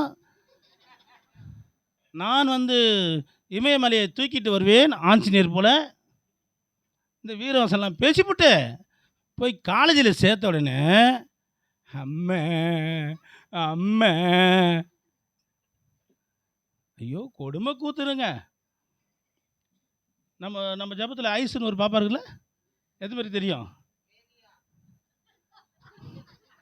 என் ஜீவன்லாம் போச்சு. எப்படி கர்த்தருடைய கிருபையில் தாவீது மாதிரி கோலியத்தை ஜெயிச்சு இப்போ நிற்கிது அங்கேயே. நம்ம அக்காக்குறாங்க பாரு, நம்ம நேத்திர அக்கா, ஏய் வம்பே வேணாம், நான் ரிட்டன் தான், நீ எத்தனை வாட்டி பெரட்டியாச்சும் நான் ரிட்டன் தான். அல்லேலூயா. அது ஒரு பக்கம் இருக்கட்டும். இன்னொரு பாப்பா இருக்கிறாங்க நம்ம சபையில், எவ்வளோ பணம் செலவு பண்ணி அவங்க அப்பா சேர்த்துட்டார் நீட்டுக்கு, அதெல்லாம் படிக்க முடியாது, வீட்டில் உட்காந்துக்குது. என்ன வேணாம், நான் கரஸில் பண்ணிக்கிறேன், நீ கரஸில் பண்ணு, கரப்பாம்பூச்சியில் கூட பண்ணு, ஆனால் நீ என்ன பண்ணல? பரீட்சைக்கு நிற்கிற, நீ சந்திக்க வேண்டிய எதிர்கொள்ள வேண்டிய பிரச்சனைகளை எதிர்கொள்ள உனக்கு திராணி இல்லை, விலகி வந்து விட்டாய், பயந்து நடுங்கி ஓடி வந்து விட்டாய். இந்த இடத்துல தாவீது அப்படிலாம் கிடையாது. ஓடி வந்த கூட்டத்தில் யார் கிடையாதுங்க? தாவீது கிடையாது. அவன் சத்துருவை பாதத்திற்கு கீழே கொண்டு வந்து நசுக்கி போட்டவன். அல்லேலூயா. ஊழியத்தில் திரும்ப தைரியமாக போகிறீங்க. ஊழியத்தில் பிரச்சனை வருமா? ஒரு இடத்துல ஊழியம் செஞ்சுங்கிறோம். ஊழியம் செஞ்சுக்கும் போது ஒருத்தன் பிரச்சனைக்கு வந்துட்டான். எங்களை நடத்துகிறார் ஒருத்தர், லீடர், அவர் நடத்திங்கிறார். நாங்கள் ஒருத்தர் பிரசவம் பண்ணுறாரு, நாங்கள் எல்லாம் கூட்டமாக நிற்கிறோம். ஒருத்தர் சண்டைக்கு வந்துட்டார். ஒரு 3 பேர் போய் அவரை மடக்கி சமாதானப்படுத்தி, ஒன்றும் இல்லைங்க அதை முடிச்சுட்டு போயிடுவோங்க அப்படி இப்படின்னு நாங்கள் சொல்லிங்கிறோம். நீ எதுவுமே பண்ணி, நீ ஃபஸ்ட்டு இங்கேருந்து கிளம்பி, நாங்கள்லாம் இந்துக்கள், எங்கெல்லாம் நீ மாற்றக்கூடாது அப்படின்னு அப்படியே அடிக்கிற மாதிரி கையில் நோங்கி ஆர்ப்பாட்டம் பண்ணுறோம். நாங்களும் அவர் என்னென்ன சமாளித்து பார்க்குறோம். சரி, இதுக்கப்புறம் அவளை சமாளிக்க முடியாது, நம்ம எல்லாம் கிளம்பலாம் அப்படின்னு சொல்லி பார்த்தா தலைவரை காணோம். எங்களை நடத்துங்கிறாரு, அந்த தலைவரை காணோம். சரி, அவர் அங்கே எங்கேயாவது யாராவது பேசி நிற்பாரு, இல்லை யாராவது மடிக்கு நிற்பாருன்னு சொல்லிட்டு நாங்கள் என்ன பண்ணோம், இங்கேருந்து ஃபஸ்ட்டு வெளியே போய்டுவோம், அந்த தெரு விட்டு வெளியே போய்டுன்னு சொல்லி அந்த தெருவை விட்டு அந்த ஊர் எல்லையை விட்டு பக்கத்து ஊர் எல்லைக்கு வரோம். அங்கே நின்றுங்கிறாரு. என்ன பிரதர்னா, நமக்கு கத்திரி ஞானத்தை கொடுத்துறாரு, பிரச்சனைனா வந்துடணும் அங்கேருந்து. அப்போ நாங்களாம் நீ எப்படியா போ, ஊழியத்தில் பிரச்சனை கண்டு ஓடக்கூடாது. என்ன பண்ணோம், எதிர்த்து நிற்கணும். கர்த்தர் சத்துருவை பாதத்துக்கே கொண்டு வருவார். அல்லேலூயா. நம்ம ஜெபத்தில் நிறைய ஆண்கள் ஊழியம் செய்கிறாங்க.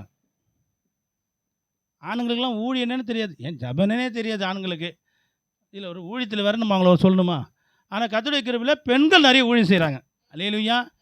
ஆனால் நீங்கள் எப்படிப்பட்ட ஊழியம் செய்கிறீங்க? பிரச்சனையை கண்டு ஓடி வந்துடுவீங்களா, இல்லை நிற்பீங்களா? எப்படிப்பட்ட ஊழியம் செய்கிறீங்க?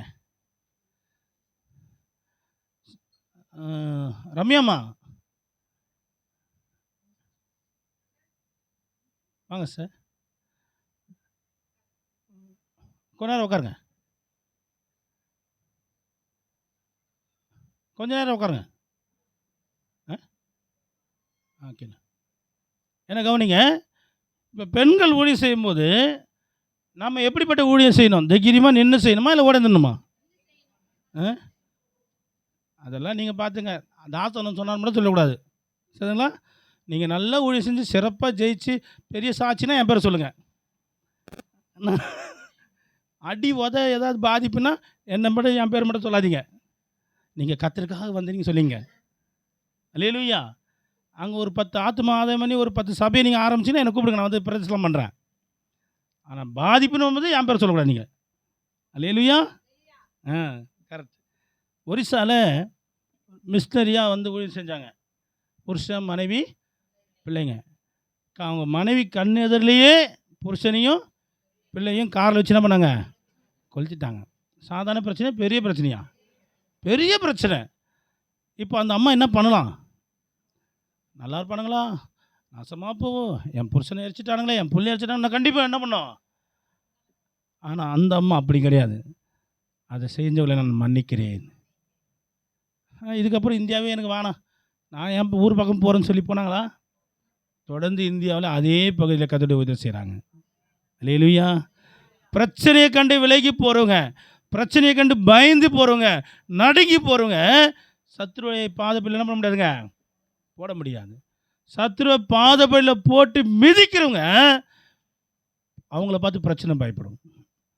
பிரச்சனை பார்த்து நீ பயப்படக்கூடாது, பிரச்சனை பார்த்து நீ பயப்படக்கூடாது. உன்னை பார்த்து தான் பிரச்சனை பயப்படணும். பிரச்சனை உங்கள்கிட்ட பிரச்சனை பண்ணுறதுக்கு பயப்படணும். அல்லேலூயா. நான் தான் பிரச்சனை, ஆனால் இவளை போய் நான் தொட்டனா எனக்கே பிரச்சனை ஆகிவிடுன்னு சொல்லி பிரச்சனை பயப்பட வேண்டும். அல்லேலூயா. புரியுதா? நீங்கள் இதை சொல்லும் போதே இவ்வளோ பயந்து உக்காந்தீங்கன்னா சத்ருவின் பாதத்துக்கு கீழே கொண்டு வந்து நசுக்கி போடும்படி கர்த்தர் சொல்லுகிறார். அல்லேலூயா. மூன்றாவதாக 28 படிங்க, 28 29 படிங்க. ம் ம் ம் ம் ஆ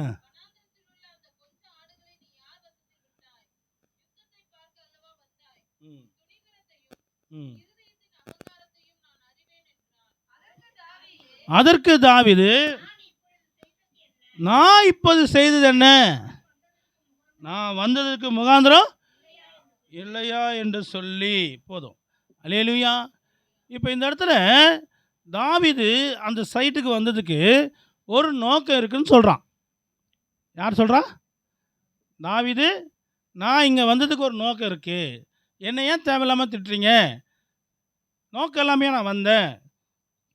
வெளிப்பிரகார தோட்டத்தின்படி அப்பா என்ன பண்ணார், உங்களை நல்ல விசாரம் சொல்லி அமிச்சார், அதுக்காக வந்தேன். ஆனால் மறைமுக தோட்டத்தின்படி பரலோகத்தின் அப்பா இங்கே மிகப்பெரிய காரியத்தை செய்யும்படி என்னை அனுப்பியிருக்கிறாரு. ஆக மொத்தத்தில் எப்படி பார்த்தாலும் இங்கே வந்ததுக்கு ஒரு காரணம் இருக்குது. அல்லேலூயா. இப்போ கூட துர்கா சிஸ்டருடைய சகோதரி வந்திருக்கிறாங்க. அவங்க வந்ததுக்கு ஒரு காரணம் இருக்குது. ஏதோ பத்திரிக்கை இது கொடுப்பாங்கன்னு நினைக்கிறேன். அப்படியா சார்? இல்லையா? ஏதோ கொடுக்க வந்துருக்காங்களா? என்ன கொடுக்குறாங்க? சரி, ஏதோ கொடுக்க வந்திருக்கிறாங்க. இப்போ நம்ம எதுக்கு வந்தீங்க அப்படின்னு கேட்டால் அவங்க என்ன சொல்லுவாங்க? கொய்யாக்காய் கொடுக்க வந்தேன், ஏதோ ஒன்று சொல்லுவாங்க. இப்போ இவங்க வந்ததுக்கு ஒரு காரணம் தான் இல்லையா? இருக்கு. இது வெளித்தோட்டத்துபடி ஒரு காரணம் இருக்குது. ஆனால் அவங்களுக்கே தெரியாது, இங்கே இருக்கிற யாருக்குமே தெரியாது. ஒரு அந்தரங்கத்தில் தேவனுடைய ஆளுகையில் அவங்க இங்கே வந்ததுக்கு ஒரு காரணம் இருக்குது. அவங்க மட்டும் இல்லை, இங்கே வந்திருக்கிற தேவ பிள்ளையே, நீங்கள் இங்கே வந்ததுக்கு ஒரு காரணம் இருக்குது. நீங்கள் வந்ததுக்கு ஒரு முகாந்திரம் இருக்குது. அது மற்றவங்களுக்கு தெரியாமல் இருக்கலாம். இப்போ இன்றைக்கி வந்து யார் புதுசாக வந்து உட்காந்துக்கிறா? விவேக் உட்காந்துக்கிறாரு. ஏன்டா வந்தேன்னு நினச்சின்னு உட்காந்துக்கிறாரு அவர். அல்லேலூயா. ஒரு வேளை ரம்யா போட்டு மாட்டியிருக்குமோ? இல்லை, அவரே வந்திருக்கிறாரு. பல முறை சொன்னேன், அண்ணா நான் வந்துடுவேன்னு சொல்லி சொன்னார். இன்றைக்கி அவருக்கு அனுகூலமாக ஆயிருக்கு, வந்திருக்கிறார். அப்படி தானப்பா? ஆனால் அவர் வந்ததுக்கு காரணம் அவருக்கே தெரியாது. என் தேவன் ஒரு பெரிய காரணத்தை வச்சிருக்கிறார். என்ன காரணம் தெரியுமா? விவேக்கு மூலமாக இந்த கலைஞர்கானில் இருக்கிற நிறைய சத்துருக்கள் நசுக்கப்பட போகுது. யாருக்கா தெரியுமா? யார் இருதயத்தில் தோணிச்சா? யாராவது கண்ணில் பார்த்தீங்களா? இதுதான் தேவனுடைய முகாந்திரம். அல்லேலூயா. இப்போ தாவீது அங்கே வந்ததுக்கு தெரியாது. ஆனால் தேவன் சும்மாலாம் உங்களை அனுப்ப மாட்டார். உங்களை இங்கே உட்கார வச்சிருக்கிறான்னா ஒரு சும்மா கிடையாது. தேவனுடைய கையில் ஒரு பெரிய திட்டம் இருக்கு. அல்லேலூயா. எலும்புகள், நரம்புகள், தசைகள், தரிசனம் தாய் கருவிலே. அல்லேலூயா. எலும்புகள் உருவாகல, தசைகள் உருவாகல, தரிசனம் உருவானது தாய் கருவிலே. எலும்புகள் உருவாகல,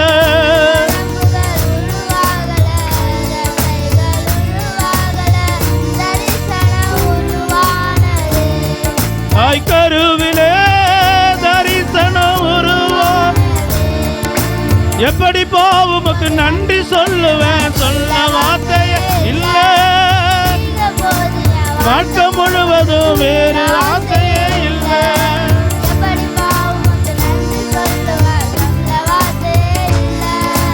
நீங்க போதிய வாழ்க்கை முழுவதும் வேறு ஆசையே இல்லை. அல்லேலூயா. எத்தனை பேர் விசுவாசிக்கிறீங்க நீங்கள் வந்ததுக்கு ஒரு முகாந்திரம் இருக்குன்னு? என்ன முகாந்திரம்? சத்துருவை பாதத்துக்கு கீழே போட்டு நசுக்கி விடுகிறது. அல்லேலூயா. இப்போது நம்ம பிள்ளைங்க தான் கலைஞர்கானில் இருக்கிற அத்தனை பேரும் நம்ம பிள்ளைங்க தான். நம்ம அண்ணன், நம்ம தம்பி, நம்ம தங்கச்சி பெற்றது, அக்கா பெற்று, மாமா எல்லாம் நம்ம பிள்ளைங்க தான். எத்தனை பேருக்கு தெரியும்? எத்தனை பேர் உண்மையாகவே ஃபீல் பண்ணுறீங்க? நம்ம தெருவில் சின்ன பிள்ளைங்களாம் போதைக்கு அடிமையாகி வீணாக போயிட்டாங்கன்னு. இது சத்துருடைய கிரியை. வருகிற தலைமுறையை சின்ன வயசுலேயே பிஞ்சிலேயே அவன் என்ன பண்ணுறான்? கிள்ளி எறிகிறான். பிஞ்சிலேயே அந்த சின்ன பிள்ளைங்களுடைய இருதயத்தில் விஷத்தை ஊற்றி வச்சிருக்கிறான். நம்ம பிள்ளைங்க இப்படியே வளர்ந்தா அந்த தலைமுறை எப்படி இருக்குன்னு நினைக்கிறீங்க? நிச்சயமாக நல்லா இருக்காது. மிக பரிதாபமாக நம்ம தலைமுறை இருக்கும். அந்த தலைமுறையை நாசம் பண்ணுகிற சத்துருவை வீழ்த்தும்படி, நசுக்கப்படும்படி அந்த சத்துருவும் பாதத்துக்கு கீழே கொண்டு வந்துச்சிருக்கு. அதான் முகாந்திரம். தேவ பிள்ளையே, இன்றைக்கு நீ வீழ்த்து கொண்டு இந்த தெருவில் இருக்கிற சின்ன பிள்ளைங்களே நாசம் பண்ணுகிற சத்துருவை உன் பாதத்துக்கு கீழே வச்சு நசுக்கி போடும்படி கர்த்தர் நீங்கள் கொண்டு வந்திருக்கிறார். எத்தனை பேர் விசுவாசிக்கிறீங்க? எத்தனை பேர் விசுவாசிக்கிறீங்க? நீ சும்மா இங்கே வரல தேவ பிள்ளைய. நான் விசுவாசிக்கிறேன். விவேக்கு மூலமாக தான் இங்கே இருக்கிற சின்ன பிள்ளைங்களாம் நல்லா வரப்போகிறாங்க.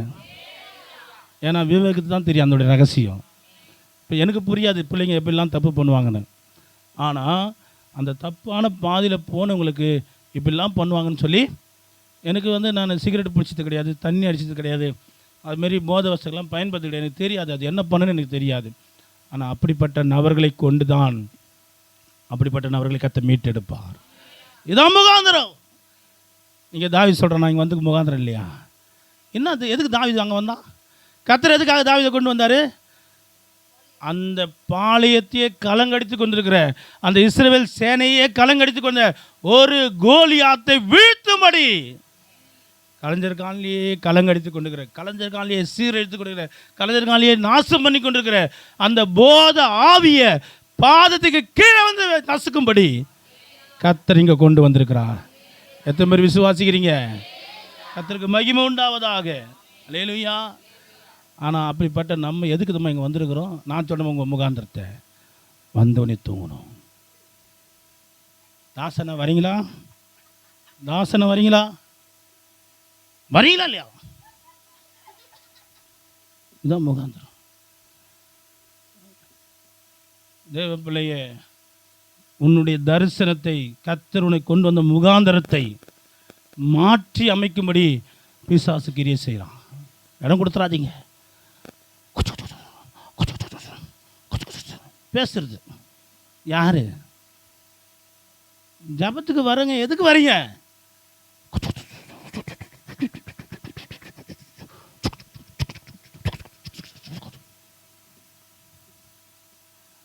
ஐயோ, இந்த சின்ன பிள்ளைங்க பண்ணுற கூத்து இருக்க. கர்த்தர் அதுக்காக இங்கே கொண்டு வரல. நீ சின்ன பிள்ளை தான், தேவ சத்தத்தை கேட்குற சாமுவேல். நீ சின்ன பிள்ளை தான், தேவ சத்தத்தை கேட்குற சாமுவேல். சாமுவேல் விளக்கு அணைஞ்சா கூட தூங்காமல் முடிச்சுக்கிறான். இவ்வளோ லைட்டு போட்டாலும் தூங்குற சாமுவேல் தாங்க இருக்கிறாங்க. கவலையே இல்லை. பேரண்ட்ஸுக்கு கவலையே இல்லை. தேவ பிள்ளையே, உன் பிள்ளைங்க உட்காந்துக்கிறது வந்து ஒரு முகாந்திரம் இருக்கு. இந்த பிள்ளை எங்கேயாவது விளையாடின்னு இருக்கலாம், எங்கேயாவது வீட்டில் ஏதாவது பண்ணிட்டு இருக்கலாம், தின்னுட்டு இருக்கலாம். அதெல்லாம் விட்டுட்டு இங்கே மணிக்கணக்காக ஏன் உட்காருது? கர்த்தர் ஏன் உன் பிள்ளைய கொண்டு வந்தார்? முகாந்திரம் இருக்கு. இந்த பிள்ளையால் கோலியாத்துகள் வீழ்த்தப்படும். ஆனால் அதை தெரிஞ்ச சத்துரு என்ன பண்ணுறான்? இங்கேயே மடங்கடிக்கிறான், தரிசனத்தை இழக்க பண்ணுறான். புரியுதுங்களா? அரிப்பு வருது. யோபு பார்க்குற மாதிரி இது ஓட்டத்தை சொரிஞ்சிக்கிட்டு உட்காந்துக்குது. ஆனால் மற்ற நேரத்தில் அரிப்பே வரும்போது நானே சொரிஞ்சு விட்டாலும் வேணாம் நல்லா தாங்கிறேன். ஐ ஆம் ஃபைட், ஐ ஆம் ஃபைன். எனக்கு ஜபத்தில் தான் வரும், ஜபத்தில் தான் இருக்குது. முகாந்திரம் மாறுது, நோக்கம் மாறுது, தரிசனம் மாறுது, பிள்ளைங்க மேலே இருக்கிற தேவ திட்டம் மாறுது. நான் சிரிக்கிறதுக்காக சொல்லலை, நீ உன்னுடைய தரிசனத்தை காத்துக்கொள்ளும்படி சொல்லுகிறேன். உன் மேலே தேவன் வச்சுக்கிற முகாந்திரத்தை காத்துக்கொள்ளும்படி சொல்லுகிறேன். அல்லேலூயா, அல்லேலூயா. இப்போ சொல்லுங்க, எதுக்கு இங்கே வந்திருக்கீங்க? எதுக்கு இங்கே வந்திருக்கிறீங்க? உங்கள் சத்துருக்களை உங்கள் பாதத்துக்கு கீழே போட்டு மிதிக்கும்படி வந்திருக்கிறீங்க. அதான் கான்செப்ட், அதுதான் நோக்கம், அதான் முகாந்திரம். என்ன மதனே? ஆனால் அதெல்லாம் இல்லைண்ணே. சீக்கிரமாக பொண்ணுடுக்கிறவங்க வந்தாங்கன்னா ஏதோ ஒரு நிச்சயத்தை பண்ணிவிட்டு வாழ்க்கை ஆரம்பிக்கலாம் பார்க்குறேன், லேட் பண்ணுறாங்கண்ணே. அதுக்கு முன்னாடி சத்துரு மிதிக்கணும். இந்த நன்மை வரதுக்கு முன்னாடி தீமையை விதைத்து கொண்டுகிற நம்ம குடும்பத்தில் நம்முடைய சந்தோஷத்தெல்லாம் சீரழிக்கக்கூடிய சத்துரை போட்டு மிதிக்கணும் இயேசுவின் நாமத்தினாலே. அல்லேலூயா. 32 படிங்க. தாவீது சவுலை நோக்கி,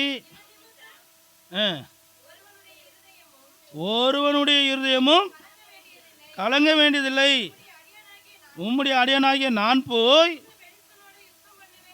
அல்லேலூயா, அல்லேலூயா. இப்போ சத்ருவை பாதபடி ஆக்கி கீழாக்கி போட்டு மிதிக்கக்கூடிய நபருடைய தன்மை, பாதபடி ஆக்கி போடு வரைக்கும் காத்திருக்கிறாரே அவருடைய ஆள்கை உள்ள ஒரு மனுஷனுடைய தன்மை என்னன்னா, இங்கே எல்லாரும் பின்வாங்கி போகிறாங்க, ஆனால் இவன் மட்டும் முன்னாடி வர. நான் போகிறேன், நீ போய் சண்டை போடுவான்னு சொல்கிறாங்க. ஐயையோ, நான் தோத்துட்டேன்னா இஸ்ரவேல் சேனையே என்ன பண்ணோம்? அவனுக்கு அடிமையாக போகணும். நான் போகிறேன்னு சொல்லி எல்லாரும் பின்வாங்கி போகிறாங்க. ஒருத்தரும் முன் வரல, ஆனால் ஒருத்த மட்டும் சொல்கிறான் நான் போகிறேன்னு. அல்லேலூயா. சத்துருவை பாதத்துக்கு கீழாக்கி போகிறவங்களுடைய அடையாளம் என்ன தெரியுமா? ஒருத்தனும் செய்யாத அவன் செய்வான், யாராலையும் செய்ய முடியாத அவன் செய்வான். அவன் மட்டும் செய்யக்கூடிய தனித்துவம் அவங்ககிட்ட இருக்கும். அப்படி யாராவது இங்கே இருக்கிறீங்களா? நம்ம எப்படி தெரியுமா? அவங்க செய்கிறாங்களா? அவங்க செய்யலையா? ஐயோ, நான் வரல. திண்டிவனம் யாரெல்லாம் வரீங்க? ஹலோ, நீ பேர் கொடுத்துட்டியாப்பா? நான் கொடுக்கலாம் தான் பார்க்குறேன். நீ சொல்லு, அப்புறம் நான் கொடுக்குறேன். சனி போகணும், தனியாக போகாது. கரெக்டா? சனி போனோம். எங்கள் அப்பா சொல்லிக்கிறார், நீ கொல்லிக்கு போனாலும் கூட்டு போவாதரா. புரியலாம், விட்டுருங்க. அல்லேலூயா. ஆனால் இங்கே விசுவாசிங்க, நீ சத்ருவும் பாதத்தில் கீழே போட்டு மிதிக்கிறோன்னு சொன்னால் நீ மற்றவங்களை என்ன பண்ணக்கூடாதுங்க, ஜாயிண்ட் அடிக்கக்கூடாது. நீ வரியா, நீ வந்தா நான் வரேன், நீ வரலனா அது எப்பேற்பட்ட ஊழியமாக இருந்தாலும் அது எனக்கு தேவையில்லை. சரிம்மா? இப்படிப்பட்ட உறவுலாம் பாதியிலே புட்டுன்னு போயிடும், நாசமாக போயிடும் இயேசுவின் நாமத்தினால. எங்கெங்க பாயுதோ. அல்லேலூயா. ஊழியம் அப்படி சொன்னால் யார் வந்தானா வரலனாண்ணா நான் வரேன். இங்கே ஊழியம் கோலியாத்தை வீழ்த்தணும், இஸ்ரேல் சனை நிந்திக்கிறான், இஸ்ரேலர் எல்லாரும் நடுங்கி நிற்கிறாங்க, காப்பாற்றணும். ஆனால் ஒருத்தனும் முன்னாடி வரல. ஒருத்தனும் செய்யாத நான் செய்வேன்னு சொல்லி வராமல் பாருங்க ஒருத்தன், அவன் தான் சத்துடைய காரியங்களை என்ன பண்ண முயற்சி போடுவான். ஏன் தெரியுமா? அதுக்காக எதிர்பார்த்தருடைய காத்திருக்கக்கூடிய ஆளுக அவன் மேலே இருக்கு. இங்கே எத்தனை பேர் அப்படி இருக்கிறீங்க? இது சைக்காலஜியில் வந்து மற்றவங்க சேர்ந்தா நமக்கு செய்ய தோணும். ஆனால் அதெல்லாம் ஆவிக்குரிய வாழ்க்கையில் செட் ஆகாது. ஆவிக்குரிய வாழ்க்கையில் யார் செய்தாலும் செய்யாவிட்டாலும், யார் வந்தாலும் வராவிட்டாலும், யார் நின்னாலும் நிற்காவிட்டாலும் நான் என் ஆண்டவருக்காக நிற்பேன். அல்லேலூயா, அல்லேலூயா. இந்த கேரக்டர்லாம் மாற்றிக்கணும். சீக்கிரத்தில் என்ன பண்ணோம்? மாற்றிக்கொள்ள வேண்டும். இங்கே தாவீது சத்துருவை பாதத்துக்கு கீழே போட்டு மிதிப்பதுக்குரிய அவன் தன்மை அவன் மற்றவங்களை பார்க்கல. நான் என்ன செய்யணும், நான் என்ன செய்வேன், என் மேலே தேவன் என்ன வச்சிருக்கிறார், அதை மட்டும்தான் பார்த்தான், ஜெயித்தான். அல்லேலூயா. கடைசியாக ஒரு குறிப்பு, எத்தனை குறிப்பு சொல்லியிருக்கிறேன்? 4 சொல்லிட்டு 5வது குறிப்பு 33லேருந்து 37 வரைக்கும் படிங்க. ம் ம் ம் ம் ம்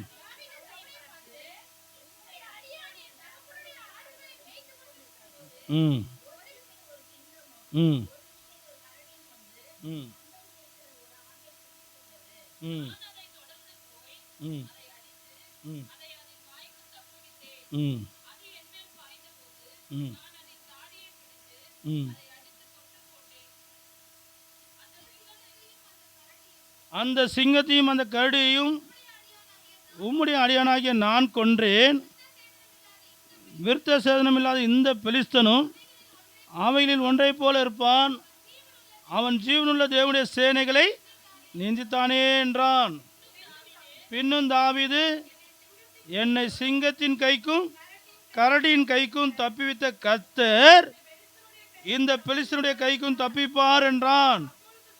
அப்போது சவுல் தாவீதை பார்த்து, போ, கர்த்தரோடு கூட இருப்பாராக என்றான். அல்லேலூயா.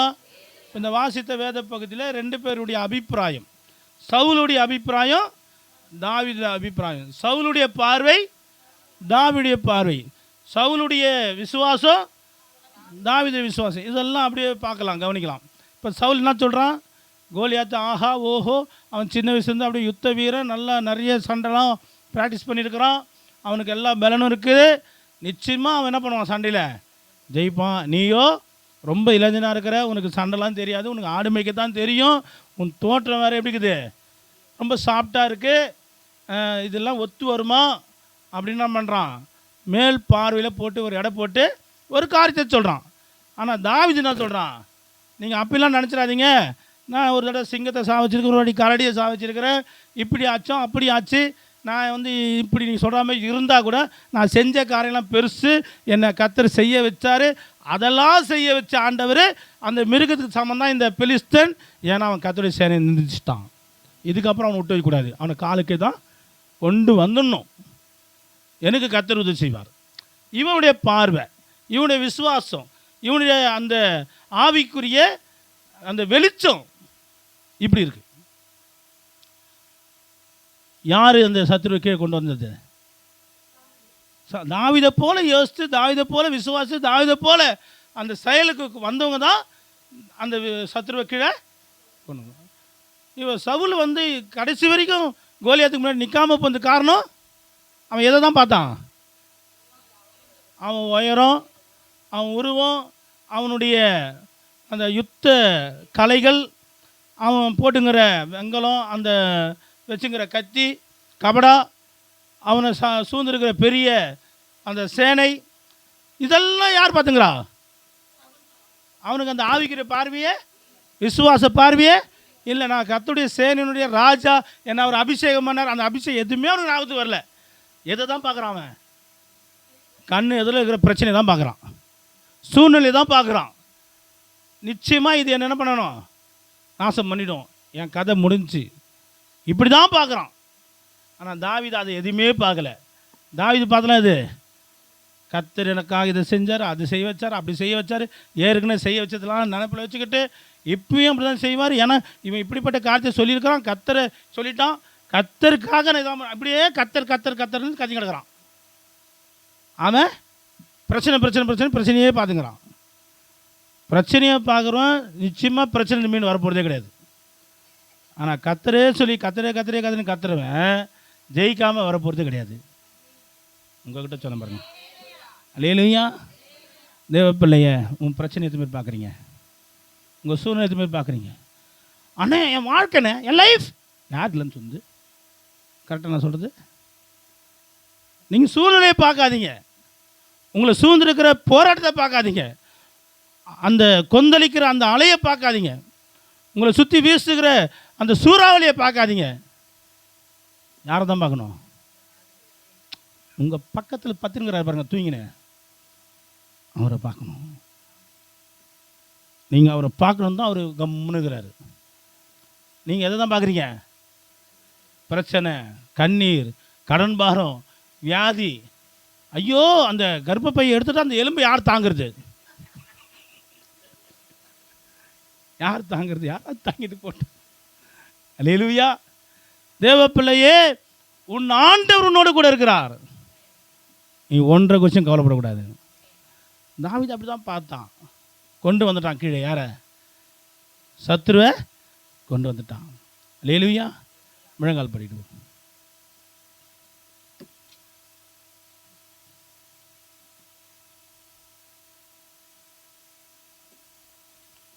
சூழ்நிலையை பார்க்காதே, அருகில் இருக்கும் இயேசுவை நீ பார்.